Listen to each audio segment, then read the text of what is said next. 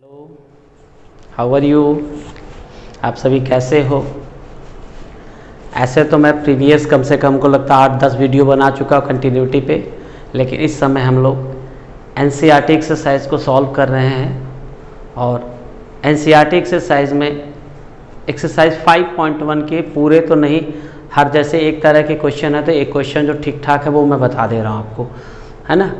एक ही एक्सरसाइज में इतना लंबा टाइम लग चुका है, आज 2-3 क्वेश्चन और लगेगा हमारा। नेक्स्ट वीडियो में हम लोग डिफरेंशियबिलिटी के बारे में डिस्कस करेंगे। डिफरेंशियबिलिटी क्या होती है, प्रॉपर्टी क्या है, कैसे एलएसडी आरएसडी निकालते हैं, फिर उसके बाद कंपोजिट फंक्शन, फिर हमारा डिफ्रेंशिएशन शुरू हो जाएगा। तो उसमें सबसे पहले हम लोग एक्सरसाइज प्रीवियस वीडियो में 24th क्वेश्चन मैंने बताया था। उसके बाद के जो क्वेश्चन हमारे हैं 25 भी उसी तरह का था। इसके बाद 26 से लेकर 29 तक ये बड़े आसान है। एक क्वेश्चन मैं बता रहा आपको कि 26 से 29 तक के की वैल्यू निकालनी है और कह रहा है कि अगर ये फंक्शन कॉन्टिन्यूअस है तब। तो एक क्वेश्चन बताऊंगा, फिर मैं दो या तीन क्वेश्चन आपको कंपोजिशन के और एक लास्ट वाला क्वेश्चन, बस हो जाएगा। तो आइए पहले इसको देखते हैं। तो यहाँ पे लिखा है कि this function is continuous at x is equal to π/2। तो हमें क्या करना है, k की वैल्यू पता करनी है। देखो, तो एक चीज़ ध्यान रखना होता है कि जब भी हम लोगों ने डिस्कस किया था कि जब नॉट इक्वल टू होता है या तो आप LHL निकालो या RHL निकालो, जब भी नॉट होता है तो इसके सेंस में आप लिमिट निकाल दो और यहाँ से वैल्यू निकाल दो। तो आप सीधे सीधे ऐसे लिखेंगे कि सिंस, एक ही बार में हम क्वेश्चन कर लेंगे, since f(x) is continuous at x is equal to pi.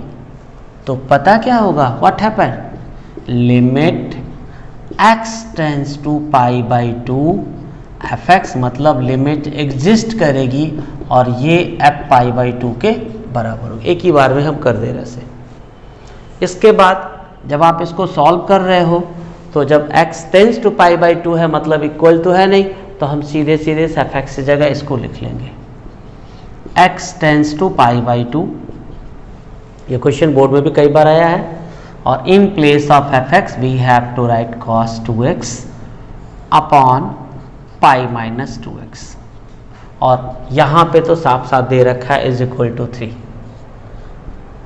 After it we find that when we put x is equal to π/2 in LHS of this expression, we observe that जब आप इसको रखोगे ऐसे तो ये कितना आ रहा है, एक में सॉरी ये x है हमारा ना, इस पर नहीं आ रहा था, सॉरी। ये जैसे आप x की जगह π/2 लिखोगे तो numerator and denominator of left hand side both are 0/0 form, that is known as indeterminate, या हिंदी में कहते हैं अपरिभाषित। क्लियर, यहाँ तक तो हो गए। तो हम देख रहे हैं, तो देखो इसका सबसे बढ़िया लिमिट के जब सवाल आपने 11th में लगाया, यहाँ पे भी मैं 7-8 वीडियो बना चुका हूँ। अगर आप ध्यान से देखो तो मेन समस्या डिनोमिनेटर में 0 नहीं होना चाहिए। जब इस क्वेश्चन को सॉल्व करेंगे तो मेन समस्या तो यहीं से आ रही है, तो इसका सबसे बेस्ट वे होता है उस समस्या को ही ख़त्म कर दीजिए। तो हम क्या करें, अगर यहाँ पे हम लोग ऐसे लिख लेते कि let π-2x is equal to h, और आपको पता है कि as h is greater than 0 and positive quantity and it is a very very small positive quantity, तो ऐसे हो गया। तो ये जैसे पता है तो हम क्या करेंगे, अगर हम लिखेंगे x टेंस टू π/2, तो अगर आप इस x की जगह पे π/2 लिखोगे तो ये हो जाएगा सो h टेंस टू 0। इस तरह से होगा क्या कि ये पूरा क्वेश्चन हमारा नए वेरिएबल h में कन्वर्ट हो जाएगा, इसका लेफ्ट हैंड साइड। एक स्टेप और चाहो तो आप लिख लो, तो ये हो जाएगा limit h tends to 0 in place of x we have to write what. इसको जब आप ट्रांसफर करोगे यहाँ से आप इस तरह से, तो यहीं से देखिए ध्यान से, तो ये आपका 2x is equal to π-h हो जाएगा। तो x की वैल्यू π/2 और -h/2 हो गई। तो इसीलिए जहाँ जहाँ पे x होगा उसकी जगह आप π/2 -h/2 पुटअप कर दोगे ऐसे। आफ्टर दिस π-2x की जगह हम h लिखते हैं। इसके बाद जब इसको फर्दर सिंप्लीफाई करोगे तो you will be get limit h tends to 0 और इज इक्वल टू, ये तो आपका left hand right hand side 3 है, and this is a K, और this is nothing but it is a sine cos 90 minus theta, sine theta होता है, तो in place of cos h pi by 2 minus h by 2 we have to write h by 2, and in place of this one h, and this one is equal to 3. Again we find that its left hand side, when we put h is equal to 0, its left hand side is 0 upon 0 form.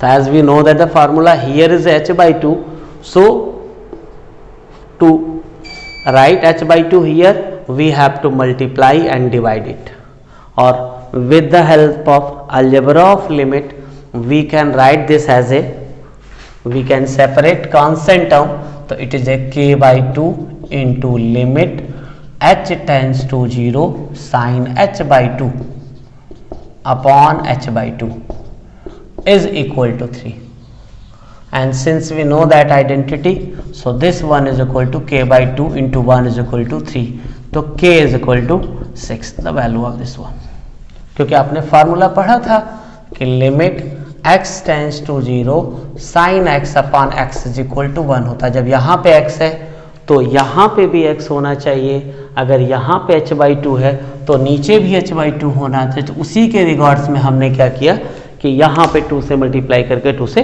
Divide कर दिया। ठीक, चलिए इसके बाद हम लोग देखते हैं नेक्स्ट क्वेश्चन।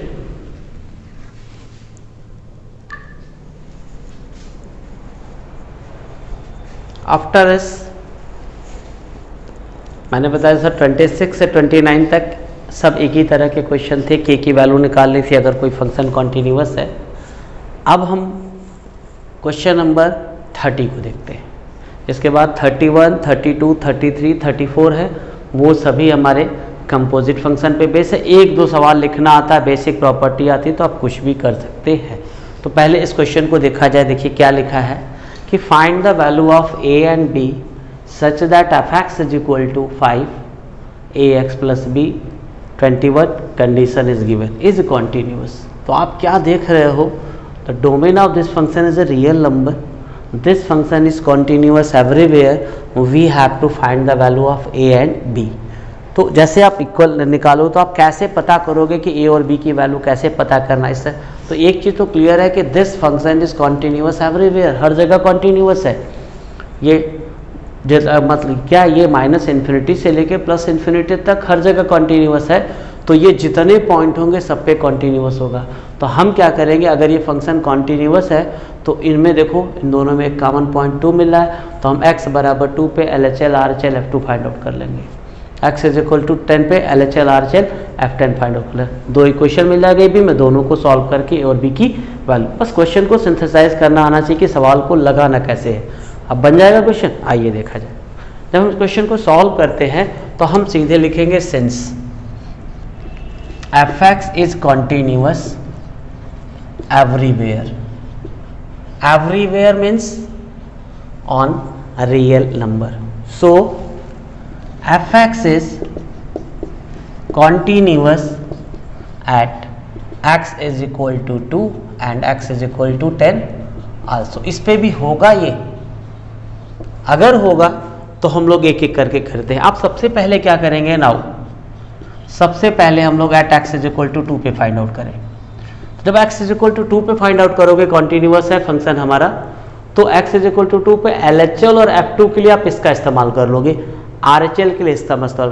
तो हम पता क्या, सीधे सीधे हम लोग यहाँ क्या करेंगे, इसको यहाँ से F2 ले लेंगे और यहाँ से हम इसका RHL ले लेंगे, x टेंस टू 2 प्लस। तो उससे क्या होगा, आपको एक रिलेशन मिल गया, यहाँ से एक इक्वेशन बना लिया हमने। इसके बाद अगर at x is equal to, उस पर सॉल्व करना, 2 लाइन का सवाल है। At x is equal to 10 की बात करते हो तो ध्यान से देखो, x की वैल्यू लेस देन 10 है तो हम इसका इस्तेमाल कर लेंगे, मतलब LHL की जगह इसका इस्तेमाल कर लेंगे और RHL यहाँ से ले लेंगे या F10 यहाँ से ले लेंगे। तो इसके लिए क्या करेंगे हम लोग, तो लिख लेंगे limit x tends to 10 minus f(x) is equal to F10, ऐसे ले लेंगे। बस ये सिर्फ लिखना आ गया, आपका सवाल लग गया। देखो 2 लाइन में सवाल लगेगा। अब आइए देखा जाए F2, when the value of x is less than or equal to 2, function is our 5। कोई doubt? After this limit x tends to 2 plus F X, X की वैल्यू ग्रेटर देन 2, तो क्या लिखेंगे हम लोग, limit x tends to 2 plus in place of F X we have to write ax plus b. Now here when the value of x is less than 10, in place of fx we have to write ax plus b.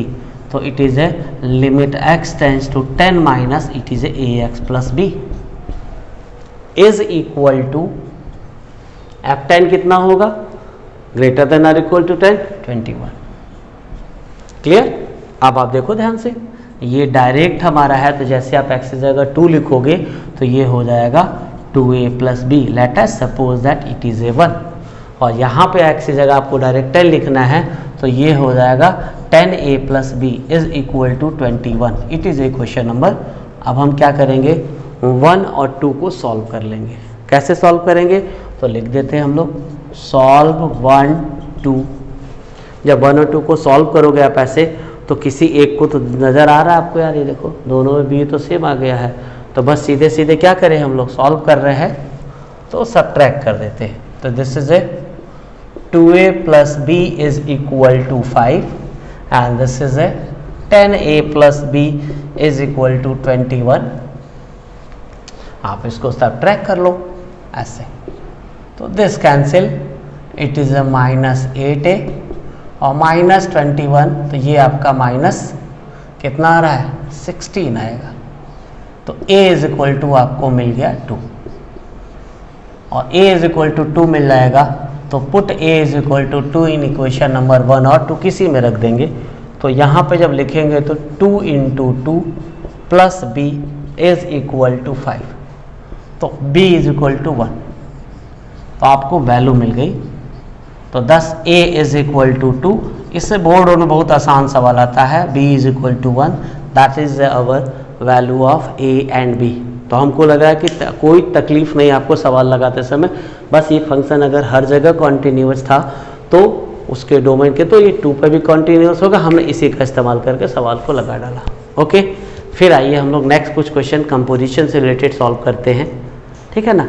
तो इसके बाद हम लोग question number 31 solve करते हैं.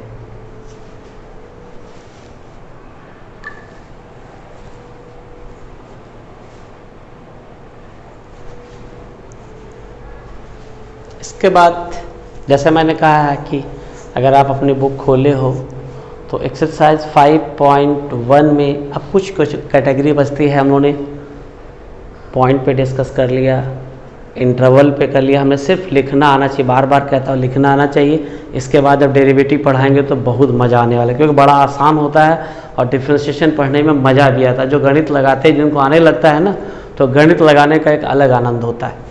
तो पहले आइए इनको देखा जाए. तो इसको लगाने के कई तरीके हैं, लेकिन जैसा कि एनसीईआरटी वगैरह में बोर्ड में जब भी पूछता है तो बड़ा आसान होता है. हमने थ्योरम पढ़ी है कि कोई भी फंक्शन अगर कॉन्टीन्यूअस होता है तो उसका सम, डिफरेंस, प्रोडक्ट, डिवीज़न और कंपोजिशन भी कॉन्टीन्यूअस होता है. तो सबसे ज़रूरी 12th में डिफरेंशिएशन या डेरिवेटिव के लिए हमें ज़रूरी है कि हमें पहचानना आना चाहिए कि वो फंक्शन कितने फंक्शन का कंपोजिशन है और वो कौन कौन से फंक्शन, उनका नाम, बस सबसे इंपॉर्टेंट जरूरी होता है. तो अगर हम इस क्वेश्चन को देखते हैं, जैसे क्वेश्चन में 31, 32, 33, 34 सब इसी तरह के क्वेश्चन है. तो अगर आप इसको ध्यान से देख रहे हो बेटा ऐसे इस क्वेश्चन को, तो आइए जिसका सोल्यूशन निकालते हैं हम लोग. तो अगर आप इसके सोल्यूशन की बात करते हो तो ये आपका एफ दे रखा है इससे. तो जब एफ दे रखा है तो आप पहले पहचानो कि ये कितने फंक्शन का कंपोजिशन है. तो we find that it is a composition of 2 function. और ये छोटी लाइन बड़ी लाइन तो बड़े काम की चीज़. तो हम लाइन से डिसाइड कर लेते हैं कि it is a composition. 2 line खींच दी, 2 3 होता तो 3 लिख देते, उससे कोई फर्क नहीं पड़ता. और रूट में लिख देते तो ये 3 फंक्शन हो जाता, तो उससे कोई दिक्कत नहीं. बस ऐसे आना चाहिए. जैसे मान लीजिए भी इसको पहले सॉल्व करते हैं, तो हम देख रहे हैं कि इसको देखने के बाद हमने थ्योरम में कोसाइन भी पढ़ा है, एक्स स्क्वायर, परफेक्ट स्क्वायर या पॉलिनॉमियल पढ़ा है. तो जब इसको सॉल्व करना होगा तो हम क्या करें, जैसे एफ एक्स लिख रहे हैं तो हमने क्या किया, इसको ऐसे लिख लिया कि लेट एक को हमने ले जिए, जैसे बड़ी लाइन है इसके ऊपर जो भी है उसको हमने एक्स मान लिया, तो जी एक्स को हमने लिख दिया कॉस एक्स. इसके बाद इसका काम खत्म, इस एच एक्स को हमने लिख दिया एक्स स्क्वायर. अब आपको नज़र आ रहा होगा, देखो ध्यान से, कि ये हमारा कोसाइन फंक्शन है और हमें पता है कि इसका डोमेन रियल नंबर होता है और it is a continuous. Everywhere आप ग्राफ से एविडेंस दे सकते हो, डोमेन में से कोई रियल नंबर लिख करके लिमिट एग्जैक्ट किसी तरह करो, कोई फर्क नहीं पड़ता। hx इज इक्वल टू, इसके बाद क्या करेंगे, एंड।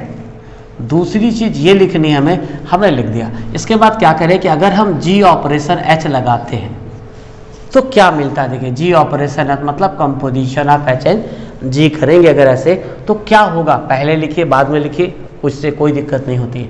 तो ये हमारा जी एच एक्स आ गया, जो पहले था उसको हमने पहले लिख दिया, जो फंक्शन राइट में आ रहा था लेफ्ट। इसके बाद हम जब इसको सॉल्व करते हैं तो ये हमारा आता है एच एक्स की जगह एक्स स्क्वायर। फिर देखो बेटा फंक्शन हमने पढ़ा है कि G x is equal to हमारा कॉस एक्स है, और जब हम इस एक्स की जगह पे एक्स स्क्वायर लिखेंगे तो in place of this X square we have to replace X square. तो ये क्या हो जाएगा, this one is equal to cos X square, और ये क्या हमारा एफ एक्स है। बस यहीं से सिर्फ लिखना हमको है। तो हम क्या कहेंगे, आप लिखेंगे since F x is composition of two function. वो कौन कौन से फंक्शन है हमारा, एक हमारा है g x is equal to, जो पहले लिखा आपने cosine x which is continuous on real number होता है, एंड दूसरा हमारा है h x is equal to x square which is polynomial which is also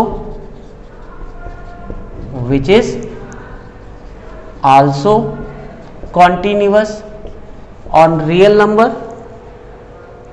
तो हम देख रहे हैं कि G x is equal to cos X भी कॉन्टिन्यूअस है रियल नंबर पे, H x is equal to x square polynomial भी कॉन्टिन्यूअस होता है, and we also know that, सिर्फ लिखना है आपको, we also know that composition of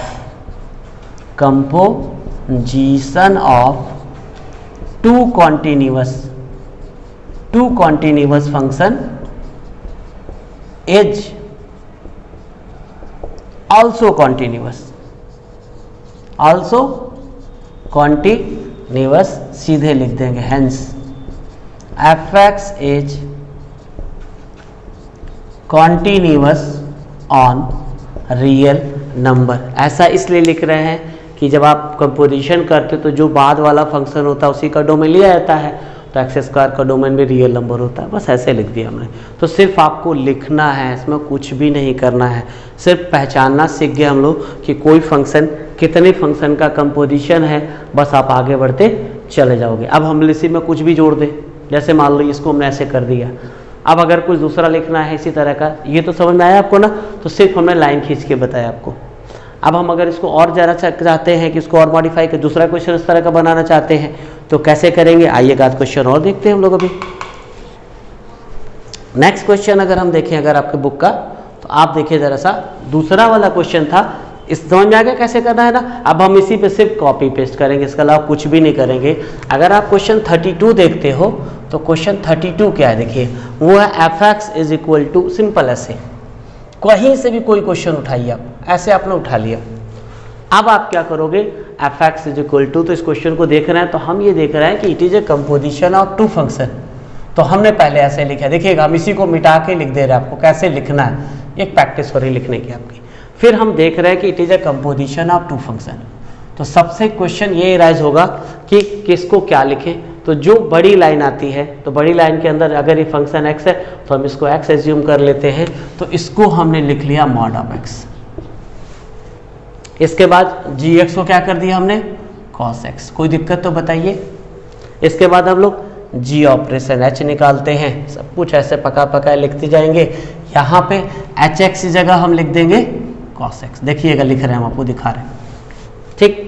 और यहाँ पे हो गया हमारा। फिर gx हमारा कितना है, gx हमने लिखा था मॉड ऑफ x, ठीक। अब जरा देखो G x is equal to mod of X है, तो जब आप इस एक्स की जगह पे कॉस एक्स लिखोगे तो इस एक्स की जगह पे आप कॉस लिखोगे, तो इसकी जगह क्या लिख देंगे आप, this is A mod of cos x, तो ये हमारा एफ एक्स आ गया। फिर लिखना हमको है तो हम लिखेंगे since F x is a composition of two function, g x is equal to कितना है हमारा, मॉड ऑफ एक्स, ऐसे लिख दिया देखिए ध्यान से, विच इज ए कॉन्टीन्यूस, क्योंकि हमको पता मॉडुलस फंक्शन हर जगह कॉन्टीन्यूस होते हैं, और h x is equal to cosine x, ये भी थ्योरम पढ़ी हमने है कि कोसाइन फंक्शन जो होता है विच इज ए कॉन्टीन्यूस, जो बस ऐसे लिख देना है which is a continuous, which is a continuous हो गया, विच इज कॉन्टीन्यूस लिख देंगे, विच इज ऑल्सो कॉन्टीन्यूस हो गया, बस यही ठीक है, इतना सही था हमारा ऐसे, which is also continuous on real number.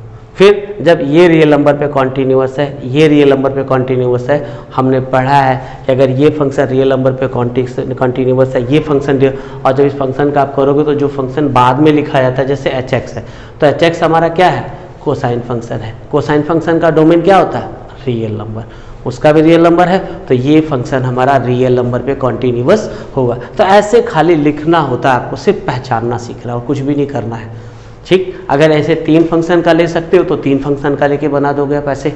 अब ये समझ में आ गया कैसे लिखना चाहिए हम लोग को। जैसे हम आपसे कहें कि एक छोटा सा और एग्जांपल आपको दिखाते हैं, बस आपको सीखना है। जैसे मान लीजिए दूसरा, अब मैं इसको इरेज कर दे रहा हूँ, कोई दिक्कत आपको नहीं होनी चाहिए, सिर्फ हमने कॉपी पेस्ट किया। इसको अगर हम इरेज करके कोई दूसरा क्वेश्चन देखते हैं, देखिए तो आप कैसे लिखोगे, ध्यान दीजिएगा।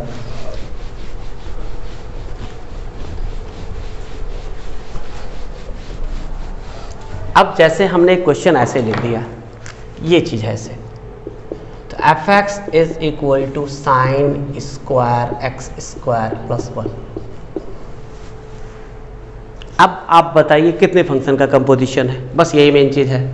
तो अगर इसको बात करें तो कितने फंक्शन से मिलके बना, तो आप कैसे डिसाइड करोगे, बस आपको सीखना भी है, क्योंकि इसके बाद जब डेरिवेटिव एंटर करेंगे तो हमें कंपोजिशन का कॉन्सेप्ट एकदम क्लियर होना चाहिए, इसमें कोई डाउट नहीं होना चाहिए कंपोजिशन कैसे लिया था। तो अगर इसको लिख रहे हैं हम लोग, तो हम इसको ऐसे लिख सकते थे कि नहीं, जरा आप बताइएगा आप लोग, we can write this one, ऐसे लिख सकते हैं कि नहीं, बताइए आप। और अगर आप एफ एक्स की बात करते हो तो देखो ध्यान से, एक फंक्शन, 2 फंक्शन, 3 ऐसे। अब हम शुरू करते हैं, तो हम क्या करें, हमने एफ एक्स को लिखा है, जब एफ एक्स को करेंगे तो हम देख रहे हैं क्या है, जैसे हमारा है, तो सबसे पहले इसको लिखेंगे। तो मान लीजिए कि हमने इसको जी एक्स लिख दिया ऐसे, तो जी एक्स है, तो इसके ऊपर जो कुछ भी था हमने इसको छुपा लिया, दिस इज एक्स स्क्वायर। इसके बाद फिर एच एक्स आएगा आपका, एच एक्स का मतलब क्या, इस लाइन का काम खत्म, तो ये लाइन का खत्म, तो ये भी हमारा हट गया। अब हम क्या करेंगे, इसकी जगह पे हमने कुछ लिख दिया ऐसे साइन, ये साइन एक्स स्क्वायर प्लस 1। फिर हम देख रहे हैं कि it is a composition of 2 function, तो अगले स्टेप पे चलेगा। तो ऐसा सिस्टमेटिक 1 by 1 लिखना है आपको, कहीं डाउट नहीं होना चाहिए। तो G x is equal to x square. अब हम अगर इसको सॉल्व कर रहे हैं, अगर ऐसे हम लोग, तो यहाँ पे इसको क्या करते, हम एच एक्स को यहाँ पे जैसे लिख रहे थे, तो यहाँ पे भी हमको एक्स ही लेना चाहिए था, क्योंकि वेरिएबल एक्स है, और एक हमने यहाँ पे आई एक्स ले लिया ऐसे, ये एक्स स्क्वायर प्लस 1। अब आप देखिए हम तीनों फंक्शन को लिख चुके हैं यहाँ पे, यहीं पे लिख दिया हमने, चलिए छोड़िए। तो हम देख रहे हैं कि इसको देख रहे हैं तो हमें 3 फंक्शन नज़र आ रहे हैं कि ये पॉलिनोमियल है, ये पॉलिनोमियल है, ये पॉलिनोमियल है। अगर आप ऐसे g operation h operation i को अगर फाइंड आउट करते आप ऐसे, तो क्या मिलता, तो यहाँ पे लिखते आप g h i x, S simple. जब आप इसको सॉल्व करेंगे ऐसे करके, तो देखिए g h in place of i x we have to write x square plus 1, ऐसे लिख देंगे। फिर आप क्वेश्चन को सॉल्व करोगे तो आपका एच एक्स हमारा यहाँ से लिखा है, एच एक्स बराबर साइन एक्स है, तो जब आप इस एक्स की जगह पे एक्स स्क्वायर प्लस 1 लिखोगे तो we have to replace this one, ऐसे लिख दिया हमने। इसके बाद G x is equal to x square है, तो जब आप इस एक्स की जगह पे साइन एक्स स्क्वायर प्लस 1 लिखोगे तो यहाँ पे वही चीज़ लिखोगे, तो ये हमारा क्या हो जाएगा, साइन एक्स स्क्वायर प्लस 1 और पूरे का ये होल स्क्वायर, और this is nothing but it is A F x. तो आप जब ऐसे लिख लिया, तो आप मेन पहचानने का हम वही कहेंगे कि एफ एक्स जो हमारा है, it is a composition of 3 function, x square sin x, x square plus 1. We know that gx is a x square which is a polynomial, and polynomial is continuous everywhere. hx is equal to sin x. It is a sine function. Sine function is continuous on real number. Ix is equal to x square plus 1 is a polynomial which is a continuous everywhere. We also know that when two or more than two functions are continuous, then their sum, difference, product, division is also continuous. तो ऐसे करके हम लोग कोई भी सवाल लिख सकते हैं, कुछ नहीं करना आपको। तो उम्मीद है कि समझ में आ रहा होगा। अब हम लोग अगला इसका लास्ट क्वेश्चन लगाते हैं। मैंने कहा था कल हम आपको डेरिवेटिव शुरू कर देंगे, डेरिवेटिव में कंपोजिशन फंक्शन भी बताएंगे, ठीक है। तो ये लास्ट क्वेश्चन 34 देखते हैं हम लोग। 34 क्या है हमारा, जैसे देखिए क्वेश्चन नंबर 34 है। हम इसको कई तरीके से कर सकते हैं। We can solve this question by 3 way. पहला तरीका तो ये है कि मॉडुलस फंक्शन हर जगह कॉन्टिन्यूअस होते हैं। It is a modulus function and it is a difference of two. बच्चे ने लिख दिया कि since we know that difference of two continuous is continuous, hence this function is continuous. एक तरीका हो गया, लग गया सवाल। टीचर की मजा लेके नंबर काट ले देगा, मजबूरी है, थ्योरम पढ़ाई है आपने। दूसरा तरीका क्या है, हम इसका ग्राफ बना दें। अगर हम इसका ग्राफ बना देते हैं तो भी कर सकते हैं। तो अब मैं सोच रहा हूँ आपको इसका ग्राफ बनवा दूँ, क्योंकि है ना, और ग्राफ बनवाते ही वहीं से पूरा कंक्लूजन निकाल देंगे तो ज़्यादा बेटर होगा। लिखेंगे नहीं सिर्फ ग्राफ से। तो मैं ग्राफ बनाता हूँ, क्योंकि टाइम कम है, ज़्यादा देर का वीडियो होगा तो कहोगे सर बोर कर रहे हैं, इसीलिए इसका हम ग्राफ बनाते हैं और आपको बताते हैं, वो ज़्यादा बेटर होगा, ठीक है ना। तो ग्राफ से बता देंगे इसके बारे में। तो पहला तो बता दिए difference of two modulus function is continuous, तो ये कॉन्टिन्यूअस है। अब हम ग्राफ बनाएंगे, तो मैं क्लास 11 से आपको पढ़ाता आ रहा हूँ ग्राफ बनाते कैसे हैं, आइए देखा जाए।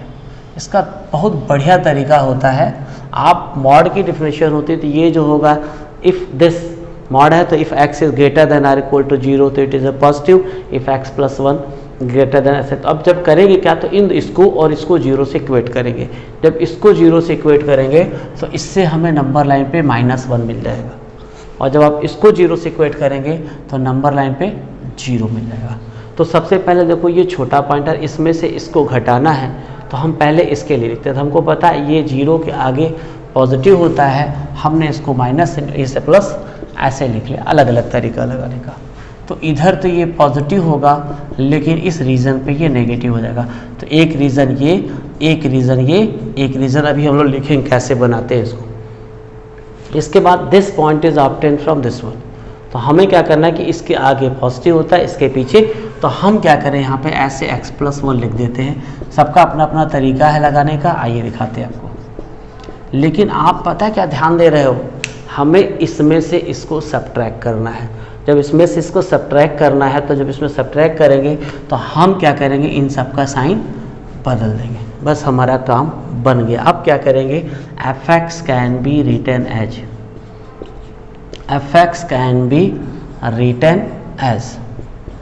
तो आप fx को लिखोगे कैसे, आइए देखते हैं हम। तो हम क्या करेंगे, उसको 3 केस में बांट लेंगे। पहला केस क्या होगा हमारा, if x is less than -1, तो in place of this we have to write this one. In place of this हम साइन चेंज करते हैं, यहाँ पे प्लस x है, ये -x है, ब्रैकेट खुलेगा तो सिर्फ +1 आएगा आपको ऐसे। और जब x की वैल्यू, क्योंकि 2 केस मॉड का है ना, तो एक बार तो क्या होगा, x is greater than or equal to -1, और फिर होगा x लेस देन, और फिर ये ग्रेटर देन 0 हो जाएगा। जब इस रीजन पे चलेंगे आप ऐसे, तो इन दोनों को आप ऐड कर देंगे, तो -x minus x, it is a -2x, bracket खुलेगा तो -1। After this if x is greater than or equal to 0, तो इन प्लेस ऑफ -x से +x कट जाएगा, ये हमारा -1 आ गया। अब हम क्या करें, इसका ग्राफ बना दें, और ग्राफ से बता देते हैं। जब ग्राफ बनाते हैं तो यहाँ तो कोई डाउट नहीं हो रहा है, x की वैल्यू -1 से 0 के बीच में है, तो फंक्शन ये है। तो हम लोग इसी के लिए कुछ पॉइंट लिख लेते हैं, बस देखिए मैं आपको बता रहा हूँ, ये बेस्ट वे होता है इसको समझने का। यहाँ पे अगर हम लिख रहे हैं ऐसे, तो यहाँ पे तो पता है -1 से छोटा कुछ भी लेंगे +1 ही आएगा, 0 के बराबर 0 से बड़ा लिखेंगे -1 आएगा। अब लेके -1 से +1 यहाँ इक्वल लेना भी था, तो यहाँ पे हमने x लिख लिया, यहाँ पे हमने fx लिख लिया। अगर ये -1 ले लेते हैं, -1 इसके बीच में हम -1/2 भी ले लेते हैं अगर, तो क्या मिलेगा? If you put x is equal to -1 तो +2 और -1 ये +1 आ जाएगा। अगर आप x की जगह -1/2 लिखते हो तो 2 ये कितना आएगा? x की जगह, तो यहाँ पे जब x की जगह -1 लिख रहे हैं तो +2 -1 आ गया। अगर आप x की जगह पे -1/2 लिखोगे तो कितना मिलेगा? देखिए -2 into -1/2 -1, this 2 cancel I by, तो ये कितना आ जा रहा है हमारा? इसको भी चेक कर लीजिए, ज़रा गड़बड़ हो गया यहाँ पे देखिएगा। x की जगह -1 लिख रहे हैं तो ये आपका 2 - 1 is equal to 1, this is right. और जब आप x की जगह -1/2 लिखोगे, जब यहाँ -1/2 लिखोगे तो ये आपका ये +1 - 1 0 आ जाएगा, दस 1 इज इक्वल टू 0। बस आपका काम बन चुका है। अब हमें इसका ग्राफ बनाते हैं। ग्राफ बनाएंगे ऐसे, तो देखिए कैसे ग्राफ बनाते हैं, से दिस, क्योंकि ग्राफ बहुत ज़रूरी होता है आपको बनाना, ऐसा दिस वन। तो यहाँ पे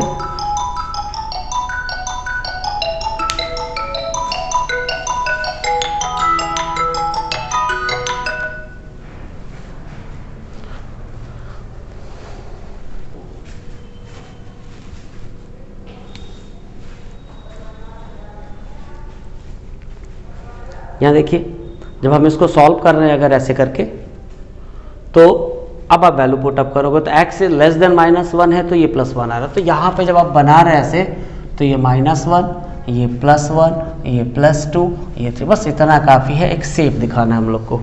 तो जब आपको पता है कि x की जगह आप लेस देन -1 करोगे तो ये 1 आएगा। तो 1 हमारा आपका यहीं कहीं है, ऐसे भरा, तो x इज लेस देन -1 है तो यहाँ पे हमने ऐसे खींच दिया। तो this is a graph for f(x) is equal to 1। कब? If x is less than -1। ठीक। इसके बाद जब आप x की जगह -1 लिख रहे हो तो ये +1 आ रहा है हमारा। तो x की जगह -1 लिख रहे हैं तो यहाँ पे +1 आ गया, ऐसे -1, और जब आप x की जगह -1/2 लिख रहे हो तो ये 0 आ रहा है यहाँ पे कहीं, मान ली -1/2 पे 0 आ गया। इसके बाद अगर हम x की जगह 0 लिखते अगर ऐसे, तो ये -1 आ जाता है। तो जब x की जगह लिखते तो कहीं यहाँ पे आता हमारा ऐसे ही पॉइंट। इसके बाद x की वैल्यू क्या करना है हम लोग को? x की value greater than or equal to 0 है तो -1 आ रहा है, तो यहाँ पे -1 आ रहा है तो हम ऐसे कर लेंगे। तो ये ग्राफ हमारा f(x) इज इक्वल टू -1 आएगा if x is greater than or equal to 0 आएगा। और फिर हम क्या करेंगे, इसको ऐसे करके मिला देंगे। बस यही हमारा बन चुका है।